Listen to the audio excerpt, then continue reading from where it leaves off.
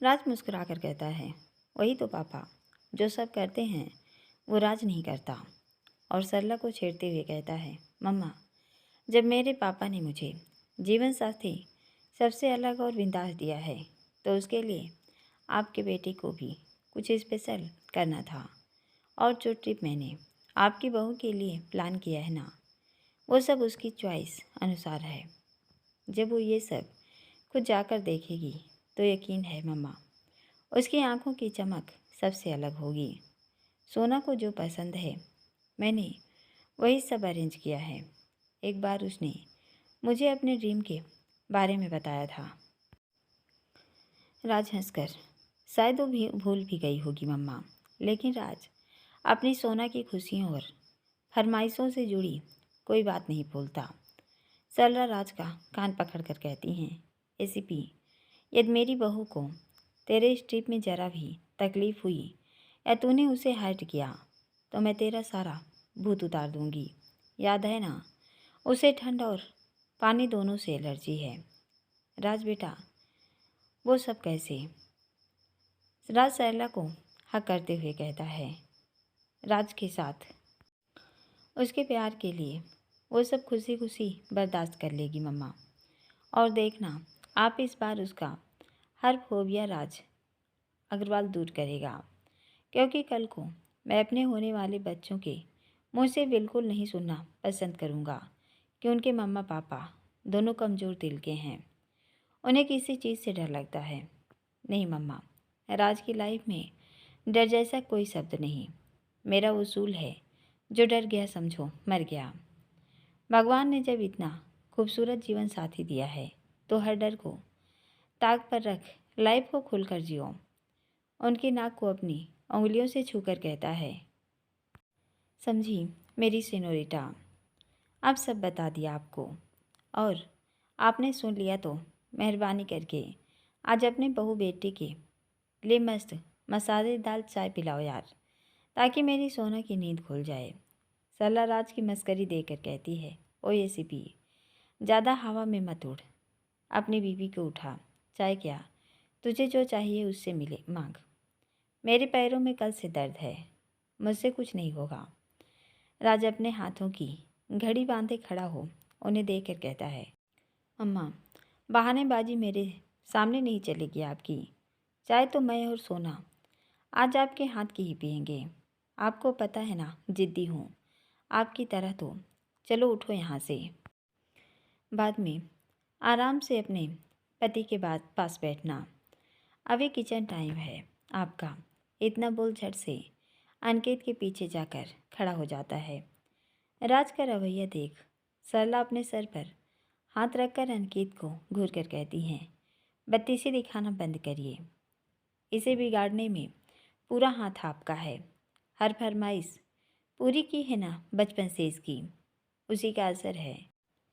अब ये जनाब पहले खुद फैसले लेते हैं, बाद में हमें बताते हैं। राज, यद मेरी शीतल को, राज गहरी आवाज़ में कहता है, जब कह दिया आपसे अपनी जान से ज़्यादा संभाल कर रखूँगा उसे। एंड डोंट वेरी, वहाँ से आने में दिल्ली तक डायरेक्ट फ्लाइट है हमारी, दिल्ली से सीधा अजमेर की वंदे मातरम। तो अर्ली मॉर्निंग आ जाएंगे। अब टेंशन मत लो सरला जी, जाकर चाय बनाओ। पापा के पास ज़्यादा देर बैठी रही तो चाय बनाना भूल जाओगी और बुढ़ापे में बहुएं से चाय की रेसिपी पूछते फिरोगी। माना दो दो बहुएं आ गई हैं, लेकिन सास को भी काम करते रहना चाहिए। क्यों पापा, सही कहा ना? अनिकेत भी सरला का मुंह देख मज़े लेते हुए कहते हैं, मेरा बेटा कभी गलत बोलता ही नहीं।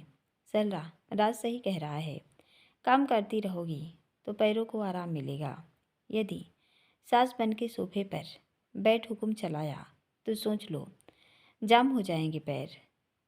सरला दोनों को घूर कर कहती हैं, अग्रवाल साहब, हो जाएंगे नहीं, राज की शादी के बाद पूरे जाम हो गए हैं, इसलिए बातों की चौपाई उड़ाना बंद करो और दोनों बाप बेटे यहाँ से उठो और किचन में जाकर जैसे मर्जी हो अपनी बीवी के लिए चाय बनाओ, नहीं तो नुक्कड़ वाड़े कन्हैया को फ़ोन कर दो, कल से डायरेक्ट वहीं से चाय आ जाएगा। इतना बोल उन्हें घूरते हुए अंदर चली गई। राज सरला के तेवर देख अनिकेत की टांग खींचते हुए कहते हैं, ये तूफान बेल कहाँ से पकड़ कर लाए हो आप? शुरू से ऐसी हैं या शादी के बाद आपने बिगाड़ दिया? आज पूछना पड़ेगा नानी माँ से। अपनी आई विंक करके कहता है, बट पापा, मम्मा है गजब की मसालेदार चटपटी। आप बिल्कुल स्वीट से और मम्मा तीखी मिर्ची। तभी हम तीन अलग अलग किस्म के नमूने पैदा हुए हैं। स्वीट भाई स्वीट, दे कुछ खट्टी मीठी, और मैं बिल्कुल कड़वा करेला। इतना बोल अनिकेत की तरफ देखता है, जो उसकी बात सुन अपनी आंखें छोटी करके उसे घूर रहे थे। राज अपने पापा के चेहरे को देख हंसते हुए उन्हें गले लगाकर कहता है, लव यू यार। देखिए यहाँ से कितना भाषण देकर गई और किचन में कितनी मस्त चाय की खुशबू आ रही है। पापा सच में यार, यही फैमिली है, प्यारी और अनोखी। हम सब एक साथ है पापा। अनिकेत उसका सर चूम कर कहते हैं, और हमेशा साथ रहेंगे राज। राज उनका हाथ कस कर कहता है, ऑफ कोर्स पापा। आइए। भाई भी अपनी नाइट ड्यूटी से फ्री होकर हॉल में बैठे न्यूज़पेपर पढ़ रहे होंगे। मम्मा जब तक चाय लाती हैं, आइए उनकी भी बैंड बजाएं। अनिकेत राज का हाथ पकड़ कर कहते हैं, बेटा तूने भरत को। राज उनकी बात सुन पीछे मुड़ हल्की मुस्कान लेकर कहता है, पापा ऐसा कभी नहीं हो सकता। भाई भाभी को हमारे ट्रिप की पूरी जानकारी है, या ये कह दीजिए उनकी एडवाइस और देख रेख में सब प्लानिंग किया है मैंने। और ये यूनिक आइडिया भाभी ने दिया था मुझे कि शीतल की ऐसी जगह ले जाओ जहाँ वो खुलकर अपने जीवन के हर रंग को जिए। बस तभी राज अग्रवाल ने ये टू डिसाइड किया। और कुछ अनिकेत भावुक स्वर में कहते हैं, लव यू माई चाइल्ड। बड़ों के सम्मान में तुमसे कभी कोई चूक नहीं होती। प्राउड ऑफ यू माई सन। हमेशा तुम दोनों भाइयों का प्यार और सम्मान यूं ही बना रहे। चलो आओ छोटे उस्ताद से मस्ती करते हैं।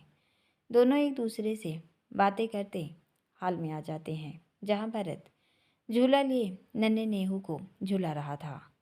राज नेहल को झूले से अपनी गोद में लेकर सोफे पर बैठते हुए कहता है, भाई इसे झूला नहीं अपने चाचू की गोद चाहिए, समझे? और बताइए कैसी बीती रात? भाभी ने प्यार से लठ बरसाए नेहू की नैपी चेंज की, या पूरी रात प्रिंसेस के पैरों को पकड़े सोते रहे? भरत न्यूज़पेपर एक साइड हटा राज को घूर कर कहता है, घूम कर आजा तसल्ली से, फिर पूछूंगा तूने कैसे रात गुजारी। बेशर्म कहेगा, मेरी नीलू को भी नहीं छोड़ता। कहाँ ज़रूरत थी उस दिन लहंगे वाली बात बोलने की। साले तेरे चक्कर में पूरी रात मुझे सोफे पर सोना पड़ा। ऊपर से यह उस्ताद रात को इतनी ज़ोर से नींद में रोए कि मैं इसकी आवाज़ से हड़बड़ा कर धरती माता की गोद में गिरा। एक तो कमर टूटी, ऊपर से बीबी ने पूछा तक नहीं। भरत की बात सुन रात जोर से हंस पड़ा। भरत उसका मुंह बंद करके कहता है, कमीनी क्यों गला फाड़ रहा है? अभी नीलू को यदि तेरी हंसी सुनाई पड़ गई तो साले मेरा जीना मुश्किल हो जाएगा। तू ना मेरे पास बैठा, हिम्मत कर। राज शरारत से कहता है, ओह सो सेठ भाई, वैसे चोट यदि गहरी ना हो तो आज रात फिर ट्राई करिए। उसके बाद पक्का अपनी नीलू से जहाँ मर्जी हो मरहम लगवा लेना। भरत राज को घूरकर खड़े होते हुए कहता है, यहाँ बैठ और आराम से बकवास कर। मैं मम्मा की हेल्प करने किचन में जा रहा हूँ। भरत आगे बढ़ता उससे पहले ही सरला चाय की ट्रे भरत को देकर राज अनिकेत को घूरते हुए कहती हैं, भरत नीलू कुसा का दूध और तेरी चाय। नेहू को मैं देख लूँगी, नीलू को आराम से उठाना, और हाँ कुसा उठ जाए तो उसे रेडी कर देना। आज मैं और नानी माँ उसे शुक्ला जी के यहाँ घुमाने ले जाएंगे। राज अनिकेत एक दूसरे की तरफ देखते हैं। राज नेहू को गोद में लेकर सरला के पास आते हुए कहता है, ये क्या पर्सनालिटी है? मम्मा मेरी और पापा की चाय कहाँ है?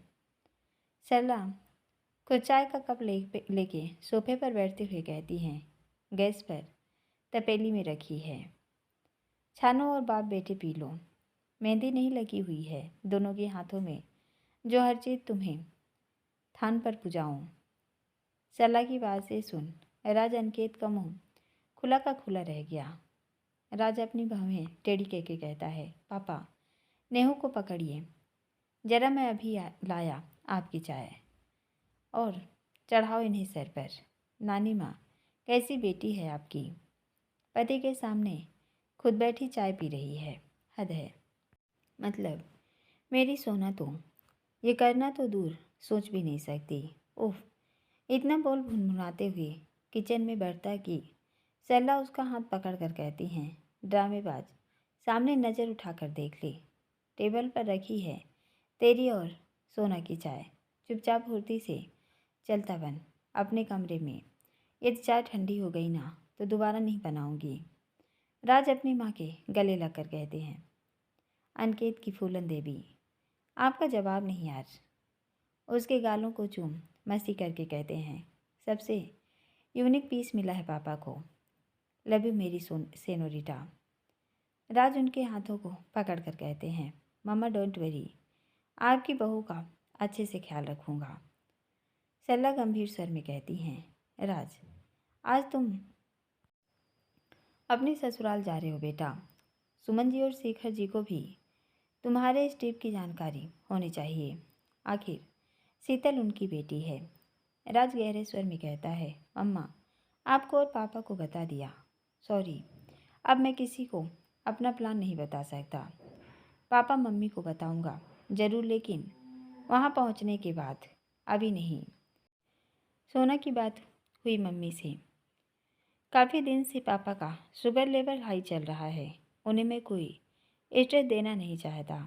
कहीं हमारे ट्रिप को सुनकर वो टेंशन में आ गए तो मम्मा मेरा जाना कैंसिल हो जाएगा। आपसे रिक्वेस्ट है प्लीज़, अभी कुछ मत कहना उन्हें। माना सोना उनकी बेटी है, उनका हक है आज भी उस पर, लेकिन मम्मा अब वो मेरी ज़िंदगी है, उसकी वजह से मेरी सांसें चलती हैं, वो मेरा हक उनसे ज़्यादा है। वो कन्यादान करके अपना फर्ज निभा चुके हैं, अब अटूट बंधन में जब बंधे हैं तो उसे खुशियाँ देना, उसे सहेज कर रखना राज का काम है, और राज अपनी सोना की खुशी के लिए कुछ भी कर सकता है। फिर ये तो मामूली ट्रिप है, और आपसे वादा करता हूँ कि यदि सोना को ज़रा भी अनकम्फर्टेबल लगा तो मैं वहीं से सीधा फ्लाइट पकड़ लूँगा, फिर भले ही मेरा कितना भी पैसा लगा हो, आई डोंट केयर, मेरे लिए वो सोना से बढ़कर नहीं। अनिकेत भरत शीतल के प्रति राज का इतना अनूठा प्रेम देख एक साथ उसे साइड हक करके कहते हैं, बस बेटा यूं ही अपनी पत्नी की खुशियों को पूरा करना। भरत प्यार से कहते हैं, राज बहुत प्यारी बच्ची है शीतल, हमेशा उसे इस तरह के जज्बातों और से मोहब्बत देना। बातों में पूरी चाय ठंडी कर दी, ला मैं तुम दोनों की चाय बनाता हूँ। राज अपना हाथ आगे करके कहता है, चलिए बिग ब्रो, मिलकर चाय बनाते हैं। दोनों भाई हंसते हुए किचन में चले गए। सरला को अभी भी चिंतित देख अनिकेत कहते हैं, टेंशन मत लो, तुमसे ज़्यादा फिक्र है उसे शीतल की, तुम जानती हो ना अपने बेटे को, उसे यदि रोकने की कोशिश की तो नहीं रुकेगा। रही बात ट्रिप की, तो उसने भी अच्छे एजेंट से सब फाइनल किया है, तो उनकी पूरी जिम्मेदारी है। बच्चे समझदार हैं, एंजॉय करने दीजिए उन्हें। लाइफ के एडवेंचर, हर काम की एक उम्र होती है सरला, देखना मुझे पूरा यकीन है ये ट्रिप तुम्हारी बहू का यादगार होने वाला है। सुबह के 8 बज रहे थे। शीतल अभी भी गहरी नींद में सो रही थी। राज की ट्रे टेबल पर रख विंडो से कार्टन हटा उसके पास बेड बालों पर हाथ फिराते हुए कहता है, गुड मॉर्निंग ब्यूटीफुल एंजल। इतना बोल उसके गालों को चूम लेता है। शीतल अपनी आंखें खोल राज को देख उठते हुए उसके सीने से लग उसे कसकर कहती है, गुड मॉर्निंग राज, आप इतनी जल्दी उठ गए? अभी तो 7 बजे हैं। राज मुस्कुराते हुए कहते हैं, मैडम जरा सामने देखो। शीतल मुंह ऊंचा करके राज की तरफ देखती है। राज उसका मुंह सामने घड़ी की तरफ करके कहता है, यहाँ नहीं सोना रानी, वहाँ।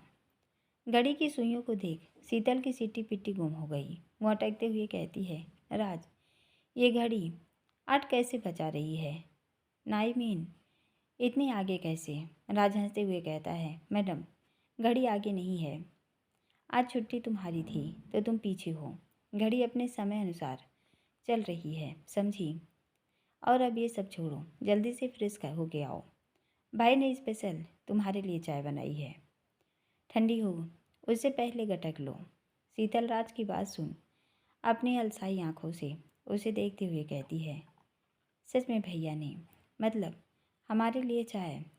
राज उसे देखकर मुस्कुराते हुए कहता है, यस डार्लिंग, हमारे लिए। उसे गोद में उठाकर कहता है, ऐसे ही यदि बातों में लगी रही तो पक्का अब अपनी सास से जूते पड़वाओगी। फास्ट फास्ट करो, सोना यहाँ से काम निपटा कर घर चलना है ना? शीतल अपनी आंखें टिमटिमाते हुए कहती है, बस 2 मिनट राज, आप हमें नीचे उतारिए, हम अभी आते हैं। वो जल्दी से फ्रेश होकर राज के पास आकर सोफे पर बैठ गई। दोनों ने अपनी अपनी चाय खत्म की। थोड़ी देर बाद शीतल रेडी होकर राज के साथ नीचे आती है। तब तक घड़ी में 9 बज चुके थे। सरला नाश्ते की तैयारी कर रही थी। शीतल मंदिर में पूजा करके किचन में आती है और सरला का हाथ पकड़कर कहती है, माँ आज छुट्टी थी इसलिए लेट। सरला पीछे मुड़कर कहती हैं, मैंने कुछ कहा तुमसे? नहीं ना? अब आ गई हो तो संभालो 3-4 दिन और किचन, उसके बाद 15 दिन राज के साथ खूब एंजॉय करना। आधा नाश्ता रेडी है, पापा जी को तुम्हारे हाथ के पोहे खाने हैं, बस वही बाकी है। मैंने तैयारी कर दी है, फटाफट छमको और नाश्ता लगाओ, फिर टाइम से अपने मायके निकलना। शीतल हल्की मुस्कान लेकर कहती है, जी माँ, आप चलिए, नेहू रो रहा है, इनसे बोलिए टेबल पर दूध की बोतल रखी है, वो भाभी को दे आएँ। सरला नेहू की आवाज़ सुन फुर्ती से बाहर निकल गई। वो राज से कुछ कहती उससे पहले ही राज नीलिमा के रूम में से जाकर नन्हे उस्ताद को अपनी गोद में उठा लाए और सोफे पर बैठ उसके मुंह में बॉटल लगाने की कोशिश कर रहे थे। लेकिन नन्हे उस्ताद अपने जिद पर ऐसे अड़े थे कि वो रोते हुए लगातार हाथ पैर चला रहा था।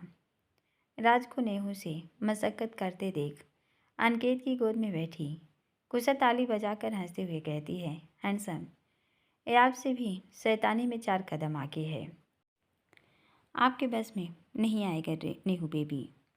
पापा को भी रात में बहुत तंग करता है, मम्मा दादी या चाची के बस में आता है।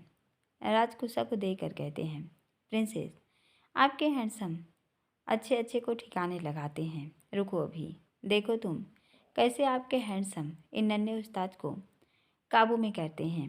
राज नेहू को सोफे पर सुला अपने पैरों के बीच ले उसके दोनों हाथ पकड़ वापस बॉटल लगाने की कोशिश करता है कि नेहल ज़ोर ज़ोर से रोना शुरू कर देता है। सब दोनों की जद्दोजहद देख मुस्कुरा रहे थे। सरला कहती हैं, राज दे इसे मुझे, ये तेरे बस की में नहीं आएगा, ये शैतान। कुशा हंसते हुए कहती है, सही कहा दादी, दोनों पक्के वाले शैतान हैं। चाचू हार मान लीजिए। दादू पुलिस वाले होकर छोटे बेबी को नहीं संभाल पाए। वो ज़ोर ज़ोर से हंसने लगी। वहीं नेहाल का रोना जारी रहा।